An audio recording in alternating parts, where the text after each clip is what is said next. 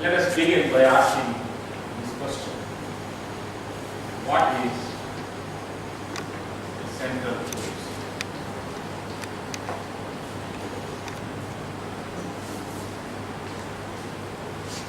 The board is so nice, I'm not feeling that I am writing.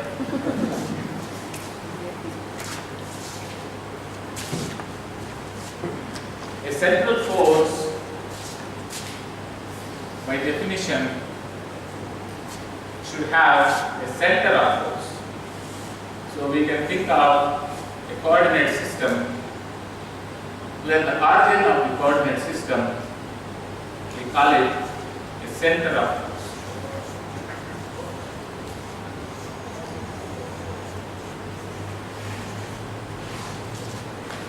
Then there must be a mass m, a point mass,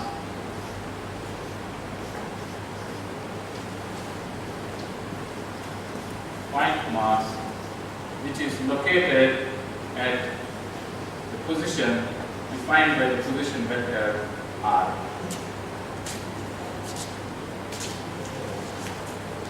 The dynamics of this mass is governed by a central force, means that force acting on this mass, at a position r you should be able to express this as a function of only the magnitude r in the direction of r cap. That means the force should not depend on the angular coordinates. In a three-dimensional spherical polar coordinates, you can have r, theta and phi. The force should depend only on the radial coordinate. It should not depend on theta and phi, and it should be directed only along r cap. It may be towards the center of force or away from the center of force, but it should be. So, on any mass, if the force acting on the mass is of this type, then we say this as central force.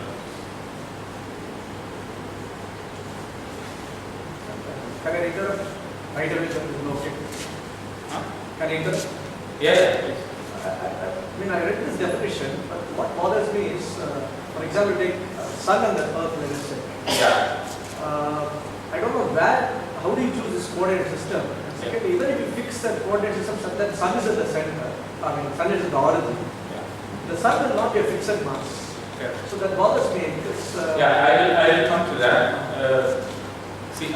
Right now I am defining a central force, and I will also bring in a two-body problem also in this context. Then we will discuss that. So central force essentially means that the force depends only on the magnitude of the distance between the center of force and the object, and the direction of the force is along the line joining the center of force and the mass. We have an immediate consequence of this fact. This implies angular momentum is conserved. Angular momentum is conserved.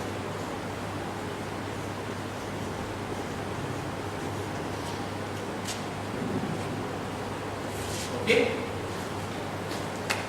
Conserved for central force problem.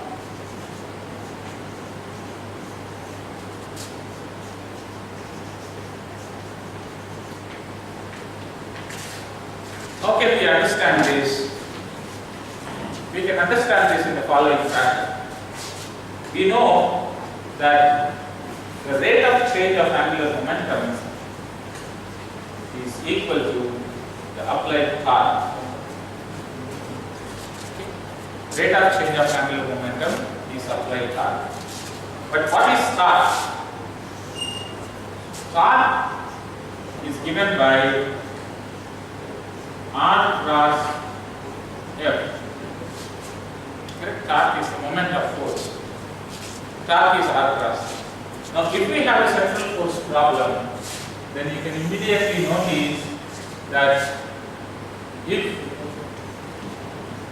the vector f is equal to f of r cap, then applied torque is equal to r cross f of r cap is equal to 0, because r and r cap are in the same direction.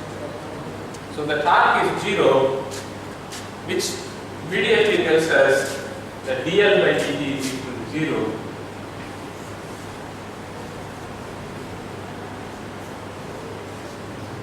Which tells me that this L is constant vector. L is a constant vector. Constant means it doesn't change with time, it's a constant of motion. Now, this is an immediate consequence of central force. The moment you have a central force, for central force problem, angular momentum is constant. This immediately tells us that motion under central force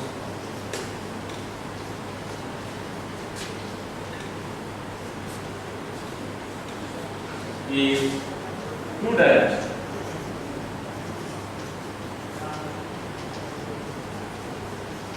Motion under central force is two-dimensional. Why? If L is constant, the direction of L is constant. Correct? And what is L? L is given by R cross T. So the direction of L is perpendicular to the plane containing R and T. Correct? Now if that direction is constant, then R and T always lie on the plane, and hence the motion is two-dimensional. Okay? So since L is constant,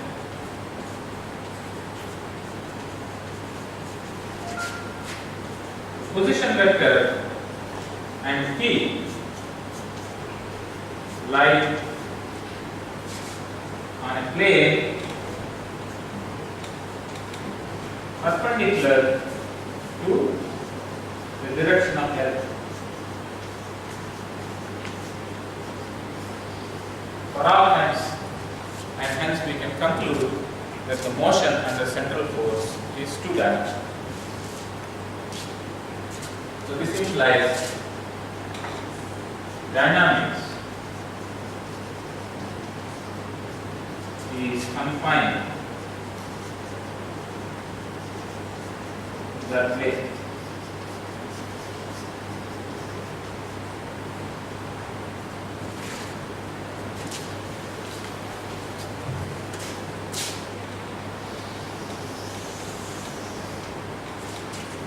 Now we have a very simple problem. Problem is we have a plane and the dynamics is confined to only this plane. What is this plane? This is the plane perpendicular to the direction of the angular momentum, which is constant. Now this is the center of force and you have an object here of mass m, and I can choose my generalized coordinates in the plane as r and t. We have a two-dimensional problem, so I choose generalized coordinates for this plane in this plane as, so let r theta be generalized coordinate.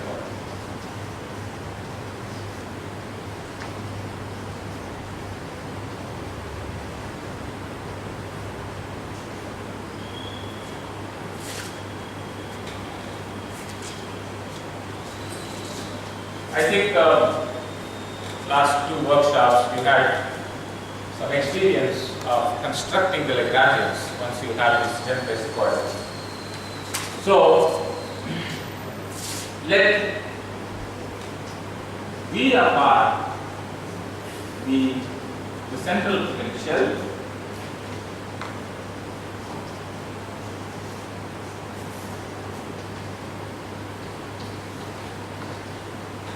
such that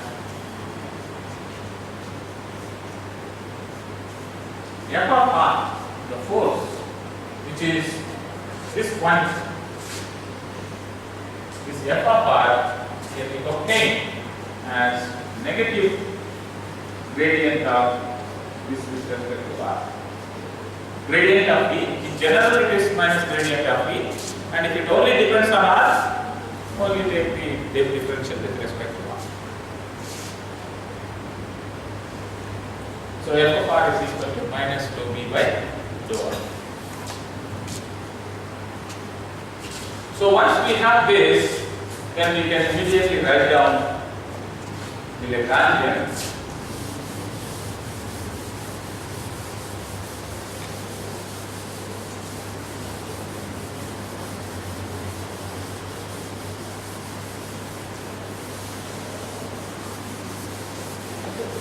Any particular reason we write only the partial derivative, or it's not necessary? Yeah. Any particular reason we want only the partial derivative?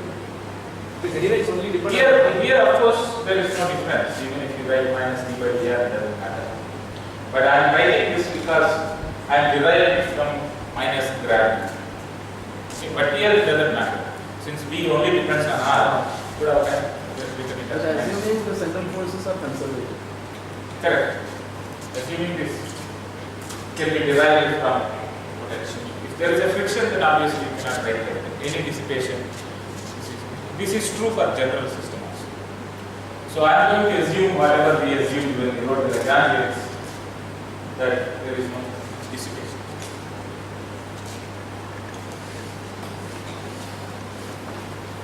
So if we have a plate like that, and then we write down the kinetic energy, so how do you write the kinetic energy? So without any loss of generality, you call this as x-axis, you call this as y-axis. The kinetic energy is going to be equal to half m x dot square plus y dot square. And since you can write down x as r cos theta and y as r sin theta in terms of the generalized coordinates, so you can differentiate this. Both r and theta depend on time.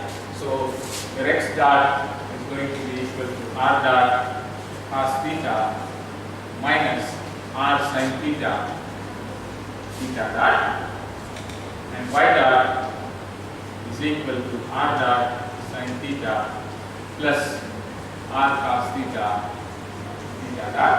When you square this and add this, the cross term will cancel, and these terms will give you cos square theta plus sin square theta equal to 1 from here, and from here cross terms will vanish. So you will have kinetic energy half m r dot square plus r square theta.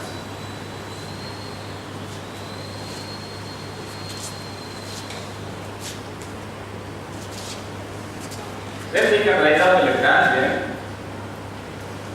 as a function of r dot, theta dot, as half m r dot square plus r square theta dot square minus theta. So this is the Lagrangian for any central force problem. What is the problem that we are going to solve? Depend upon what is V of r.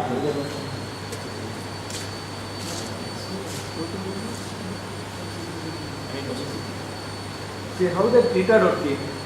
Is it rotating? Yes. See, the motion under central force problem. Can be only rotation. Yeah, it can be rotation, it can be change in r also. See, what I said is the motion is confined to a plane. It can be anything on the plane. As of now, I did not restrict any other motion. Only it is confined to a plane. So I could have a motion where it is rotating like this, or I could have a motion where it is wiggly like this. So I have to, when I say what are the degrees of freedom, I must allow for all possible motions on the plane. So instead of choosing x, y, I might choose r and theta. They are equivalent. But there is an advantage of choosing r and theta here, which we will see in a short while from now. Notice here that the Lagrangian, which we have, this is true for any central force problem. This is a most general Lagrangian for any central force problem. Because I did not specify what V of r is. Okay. Now you can immediately notice here that Lagrangian is independent of theta.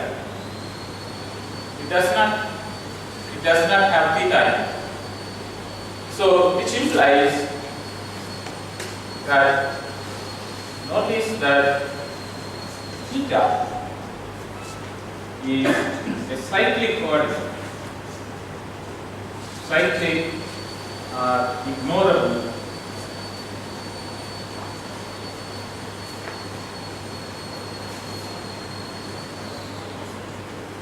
These two names are used, but ignorable is not a very nice name because we should not ignore that. So we will henceforth use only cyclic as the name. So it's a cyclic coordinate. What is the advantage of identifying a cyclic coordinate? The moment you have a cyclic coordinate, dou L by dou theta is equal to 0. Why? Because L does not contain theta. Partial derivative of L with respect to theta is 0. Now, if you look at Euler-Lagrange equation for theta,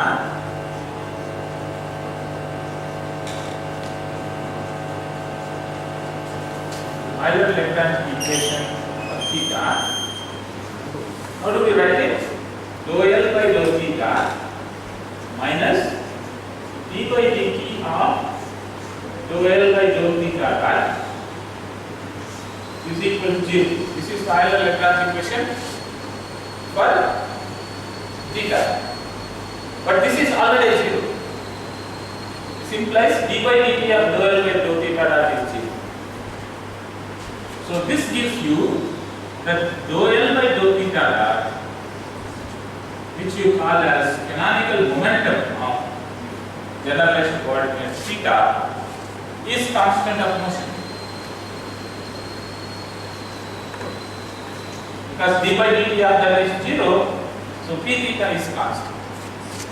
So whenever you can find a generalized coordinate as cyclic, the associated canonical momentum will be a constant of motion. So if I use r and theta, I can find out a constant of motion. If I use x and y, I will miss this constant of motion. Okay, so now we can ask, what is dou L by dou theta dot?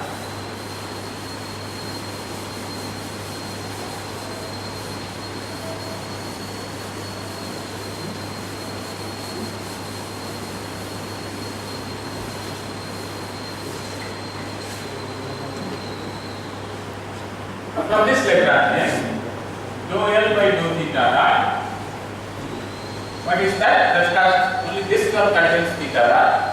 So it is going to be 2 theta dot, 2 will cancel. I will have m r square theta. This is a constant of motion.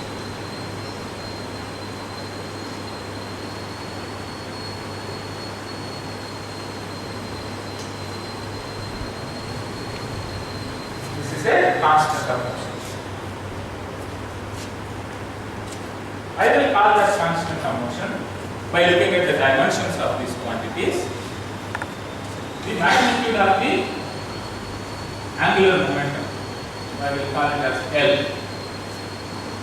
which is a constant of motion.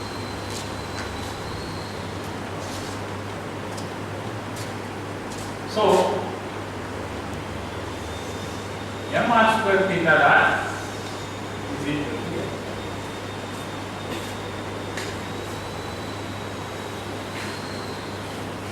that we have a constant of motion. So we earlier itself came to the conclusion that the angular momentum is a constant vector. So from the fact that the direction of the angular momentum is constant, we have concluded that the motion is on a plane. The magnitude is also constant, and this is the magnitude that is constant. Okay. Now, this leads to what is called Earlier, yeah. earlier we understood it's a constant. Now we are able to get the value of the constant. Correct. The constant is this. So this leads to what we already know in the planetary motion, Kepler's second law.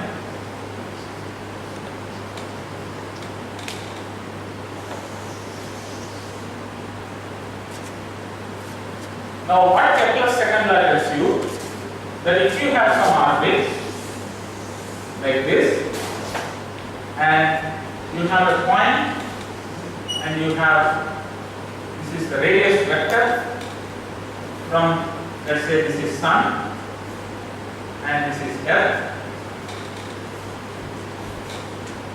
and in some small time delta t, okay, so this has gone from here to here, let's say.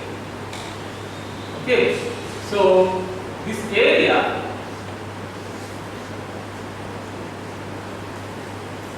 what is this area? You can write this area as half. This is r at t, this is r at t plus delta t, so this should be, so this will be, area is going to be r square into, if we call this as delta theta, half r into r delta. The height of the triangle I am considering as r itself, because this is so big. Now, At this point in time, from delta a I will call it. at this point in time, is it obvious the path will be closed? Is it obvious? From the observations it was known that it is closed, but it is, With the balance, but now since you are assuming it's general f of r, I'm wondering, yeah, this argument is going to be true whether it is, even if let it be closed, open, it doesn't matter. Let it be open. But I am going to look at only infinitesimal time. Okay, so this argument is going to be valid whether it is closed or open. for second force doesn't it not necessarily close? No. So if I look at the aerial velocity delta a by delta t, then I put the delta t here. This gives you dA by dt is equal to half r square theta. So Kepler's second law tells you this is constant.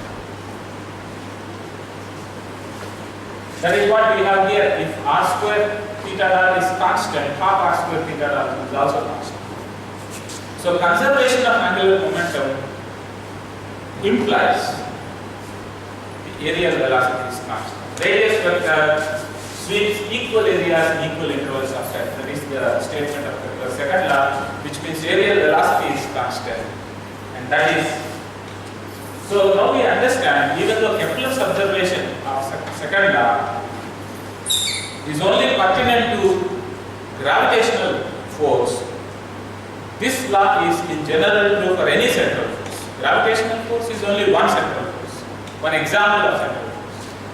Even though it was specifically observed mostly from the data by Kepler, this is also true for all central forces. So Kepler's second law is true for all central forces.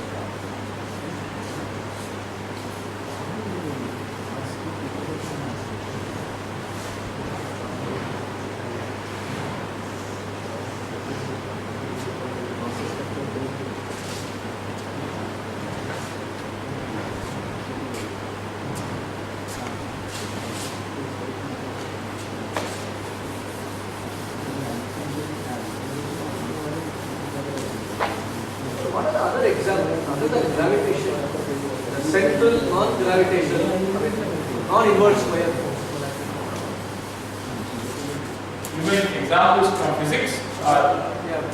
mathematically construct something, wondering on physical situations or systems which have non-inverse functional form of the force. Yeah, see, for example, you can have harmonic oscillator, where central isotopic harmonic oscillator, which is of k r square. Like that, we can have forces. Okay, but dominantly it is always inverse square, rather than this Coulomb's force or gravitational force. Okay, so let me now write down the Euler-Lagrange equation for Euler-Lagrange equation for the generalized coordinate r, which is given by rho L by rho r minus d by dt of rho L by rho r dot.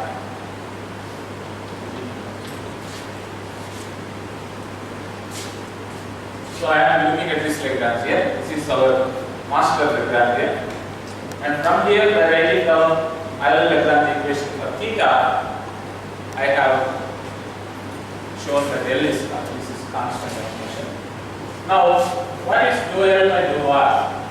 Rho L by rho r has two terms. That is m r theta dot square minus rho v by rho r. As long as I am not substituting any value, any expression for V of r, I am being general. So all the conclusions I am going to draw will be generally true for any central force problem.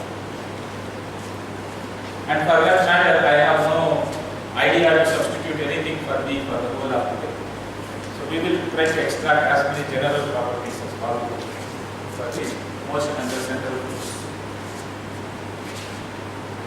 And rho L by rho r dot equal to mr. So Euler-Lagrange equation gives me that mr theta dot square minus rho v by rho r minus d by dt of this one, the mr.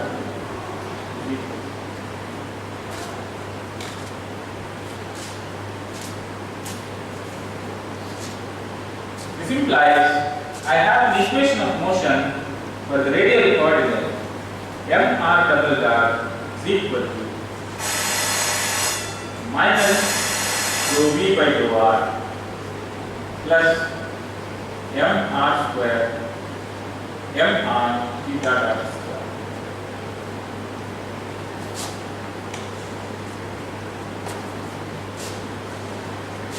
But now I can use this and write theta dot as L divided by mr square, so that everything can be written in terms of r.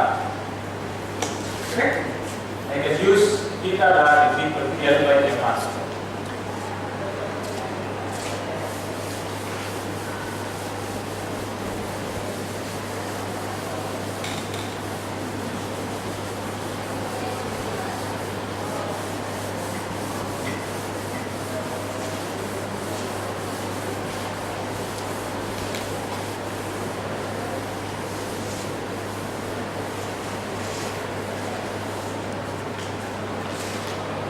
Now I can write that, and then mr double dot is equal to minus rho v by rho r plus mr into L square divided by m square r to the power 4 theta dot square. So I can immediately write this as minus rho v by rho r plus L square divided by mr.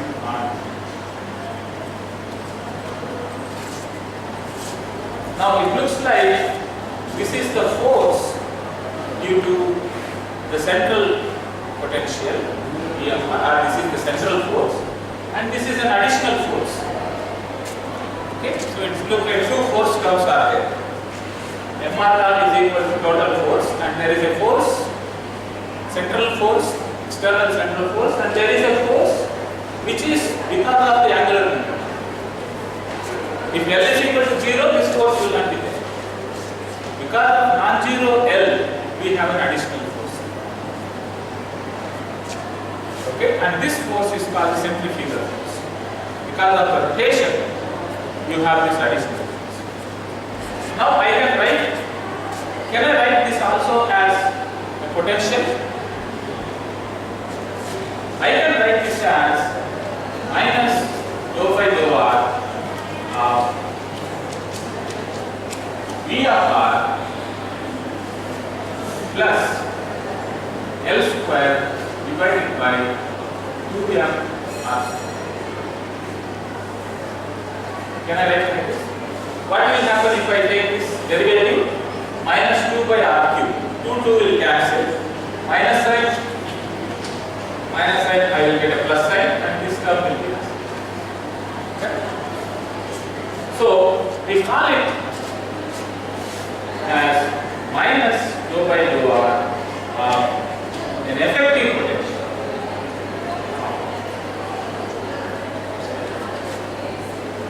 Okay.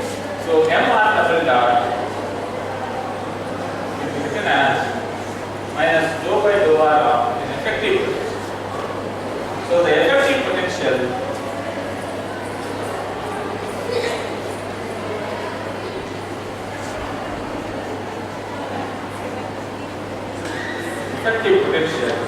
given by V effective of R is equal to the given potential plus the centrifugal potential given by 2m r.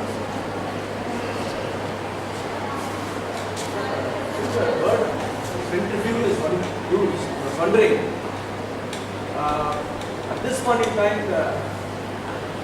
there is some force, there is some extra force like terms. Can you conclude something about the directions of these two forces?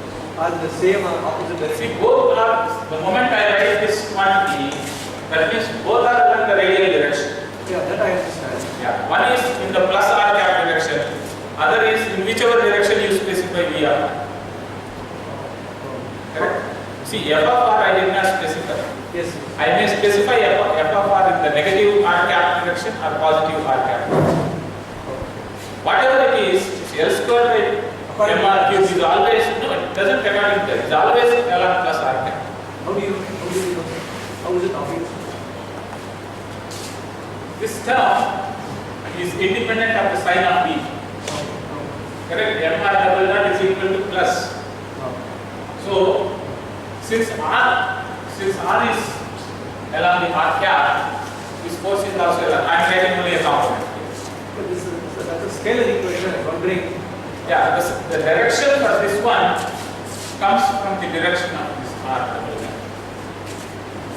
Okay. So, if I have to put it, I will put it the same. So think of an example. Whether it's a gravitational force or a Coulomb repulsive force, It is going to be the same. Correct.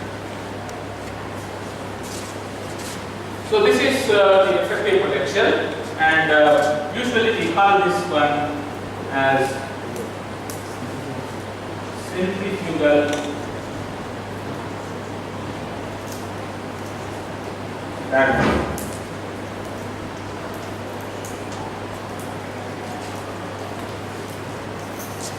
This is very important because this is what determines the nature of orbit that your particle will take, the object will take at the center of force.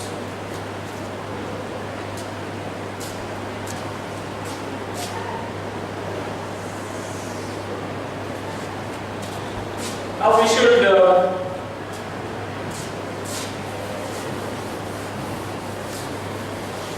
find out another constant of motion by getting a first integral of this equation.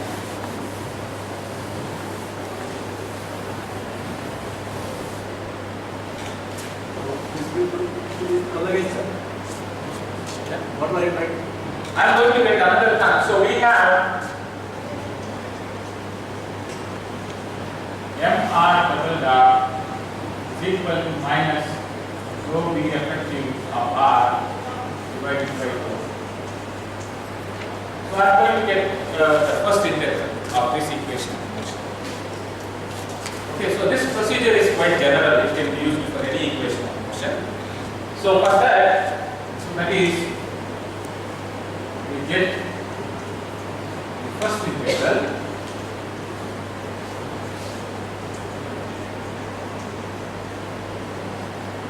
by multiplying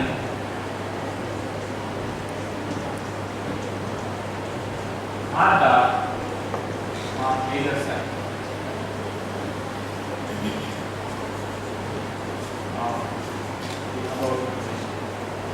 So again, just jumping the gun here. Yeah. I think we are heading with, I read this theorem, Noether's theorem something. I don't exactly, I think we are proceeding towards that or something, right? No. Because I was wondering how obvious it is that there will be another constant motion, and then how many will be there? That is, what I am telling is, if you have an equation of motion, first integral is always a constant of motion.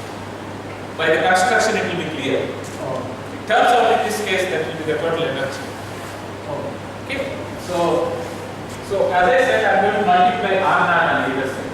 So m r double dot r dot is equal to minus dou v effective of r into r dot. Now notice, I can write the right hand side, left hand side as d by dt half m r dot square. Can I write like that? D by dt, it is 2r dot r double dot. 2 will cancel, so I will get this. And right hand side, I can write it as minus d by dt v effective of r. Can I write like that? Because the time dependence on v effective is through the time dependence of r. So I must use a chain rule. Dou v by dou r into dou dr by dt. So which is what is here. Correct? So this implies I can write down d by dt half m r dot square plus v effective of r is equal to 0. So d by dt of this quantity is equal to 0 implies this is a constant of motion.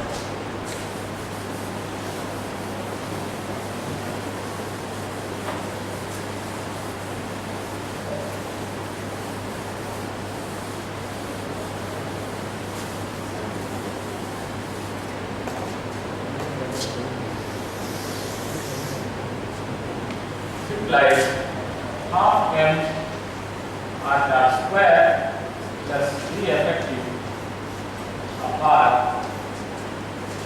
is equal to constant, and we call that constant as energy. So energy is conserved, angular momentum is conserved.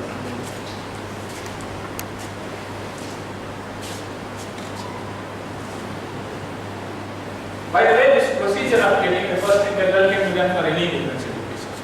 So you will get one constant of motion, that is energy, always by getting this kind of a construction. Okay. Now, what is the advantage of writing this? You can see that you can write down r dot as 2 by m into e minus v effective of r and the square 2 by m e effective. But remember, this r dot is dr by dt. So from here you can write down dt is equal to dr divided by square root of 2 by m d minus v effective of r.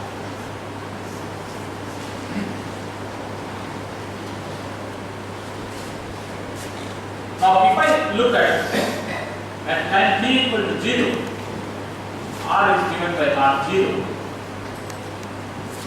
At t equal to 0, r is given by r0. I can write down t is equal to integral r0 to r dr prime divided by square root of 2 by n into e minus v effective. Let me write down v effective explicitly, e minus v of r prime minus L square divided by 2m r prime square.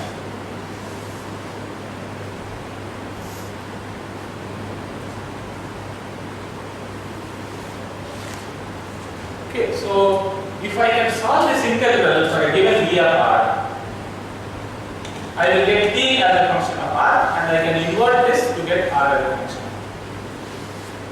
Okay, so usually what is the advantage of writing a first integral? You can always reduce everything to this form of an integral. This is called reducing the problem to quadratures. The advantage of reducing the form to quadratures is that if you cannot, even if you cannot integrate this, you can numerically integrate this and get information about the R solution. Okay, so this is reducing it to a quadrature.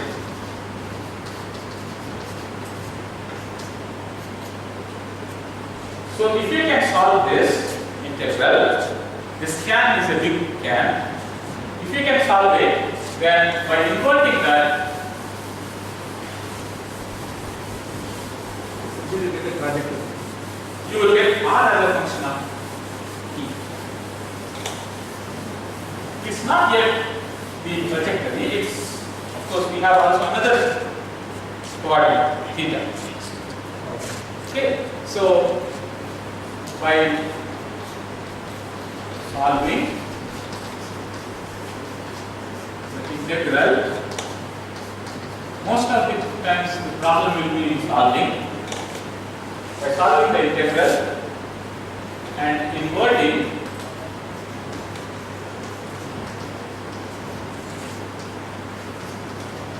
the resulting equation,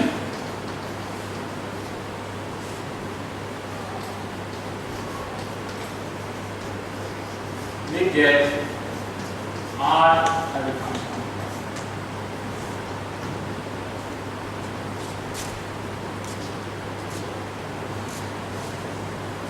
Now once we have r as a function of time, so once we have r as a function of time, then we know d theta by dt is equal to L square by m r square, which will be a function of time because r is a function of time.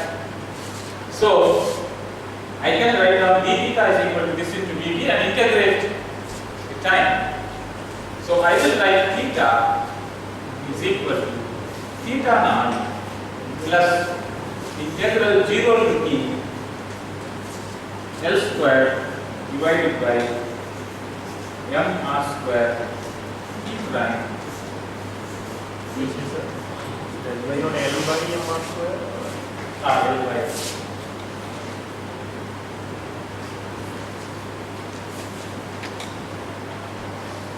So in this process we will get theta as a function.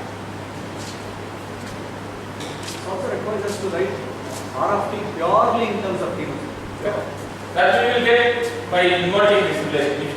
There are several if conditions here. If you can solve this integral, and if you can invert, you can write r as a function of time and put that r as a function of time here to get theta as a function.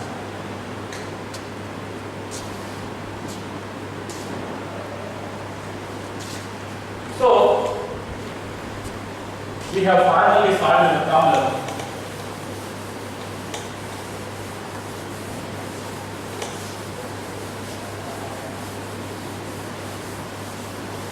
Many times we say that we have formally solved the problem. What does it mean? The formal solution, like as we say in physics many times.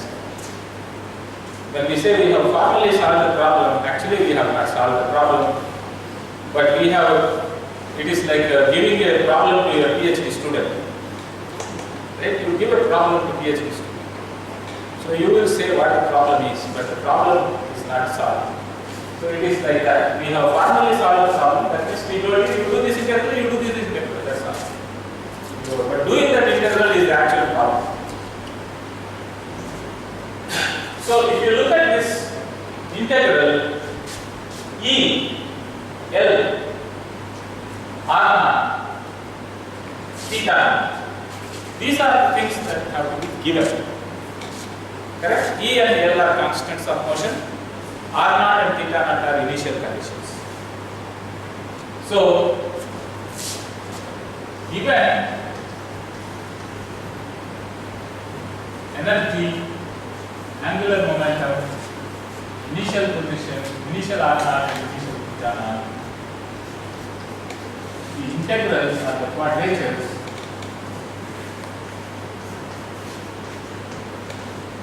can in principle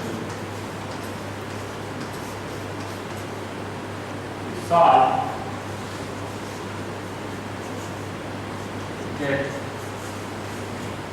R of T and theta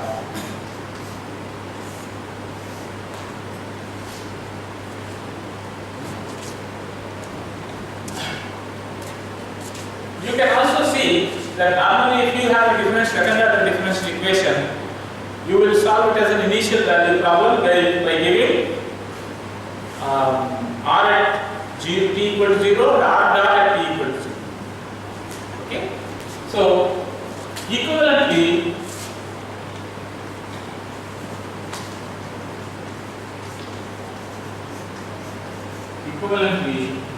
we can say that the problem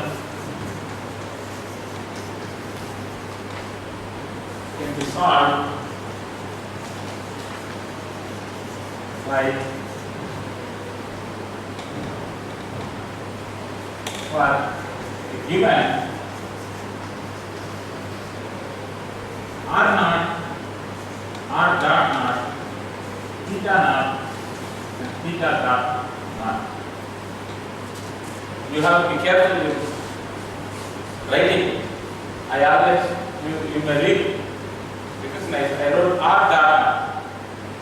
If you write R naught dot, it will be 0. So you always write R naught, R dot naught. Okay. So R naught, R dot naught, theta naught, theta dot.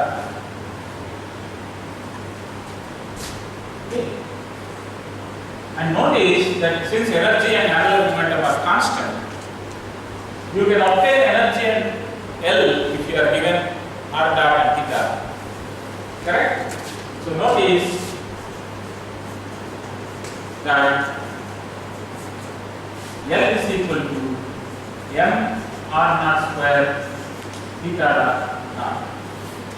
So if you are given R naught, theta naught, R dot naught, theta naught, you can get L. And energy is equal to half m R dot naught square plus V effective of R, which is V of R naught, plus L square, which I get from here, by 2m R naught square. I could have directly written as